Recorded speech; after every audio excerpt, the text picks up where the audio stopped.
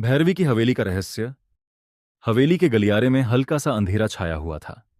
दीवारों पर लगी मोमबत्तियों की टिमटिमाती रोशनी ने दीवारों पर अजीब अजीब से साए बनाए हुए थे। फर्श पर बिछी पुरानी लकड़ी धूल से ढकी हुई थी और वहां की चुप्पी को सिर्फ फर्श की चरमराहट तोड़ रही थी। मीरा पटेल एक दीवार के पास खड़ी थीं। हल्की रोशनी में उनकी पतली काया साफ दिखाई दे रही थी। उनकी नजरें सामने लटकी एक पुरानी पेंटिंग पर अटक गई थीं। ये पेंटिंग भैरवी की थी। वक्त ने इसके रंगों को हल्का कर दिया था, लेकिन भैरवी की आंखें अब भी तस्वीर से झांक रही थीं, जैसे हर किसी को देख रही हों। मीरा की बड़ी गहरी आंखों में जिज्ञासा थी, जो धीरे धीरे डर में बदलने लगी। उनकी नजरें पेंटिंग से हट नहीं रही थीं। वो थोड़ा पीछे हटीं, जैसे दीवार का सहारा लेना चाहती हों। भैरवी की आंखों में कुछ ऐसा था जो उन्हें बेचैन कर रहा था।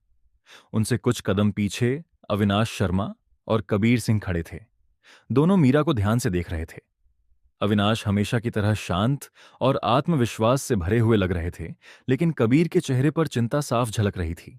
उनकी आंखें इधर उधर कुछ खोजने की कोशिश कर रही थीं। तभी छत पर टंगी झूमर धीरे धीरे हिलने लगी। उसमें लगे क्रिस्टल एक दूसरे से टकराने लगे और उसकी हल्की खनखनाहट ने सन्नाटे को और डरावना बना दिया। मीरा ने सिर उठाकर झूमर की ओर देखा। उसकी रोशनी उनके चेहरे पर पड़ रही थी। अविनाश और कबीर भी वहीं देख रहे थे। दोनों के चेहरों पर हैरानी और घबराहट साफ झलक रही थी। ये कैसे हिल रहा है? कबीर ने धीरे से कहा। उनकी आवाज में डर था।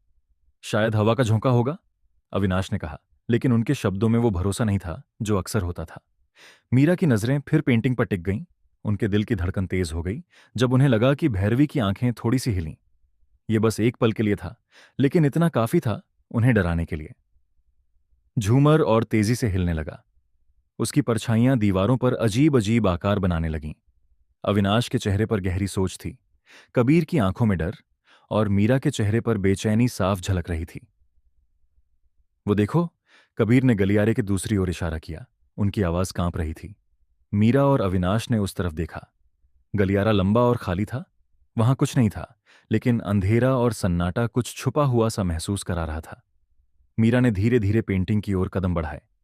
उनकी आंखें अब भी उस पर जमी हुई थीं। इसमें कुछ तो है, उन्होंने धीमी आवाज में कहा। ज्यादा पास मत जाओ, अविनाश ने चेतावनी दी, लेकिन उन्होंने मीरा को रोका नहीं। कबीर पास रखी एक मोमबत्ती की ओर बढ़े। उसकी लौ कांप रही थी और मोम पिघलकर नीचे गिर रहा था। मुझे ये जगह अच्छी नहीं लग रही, उन्होंने कहा। कुछ गड़बड़ है यहां? अविनाश मीरा के पास आकर खड़े हो गए। ये पेंटिंग, ये सिर्फ एक तस्वीर नहीं है, उन्होंने कहा। इसमें एक कहानी छुपी है, और शायद बहुत खौफनाक।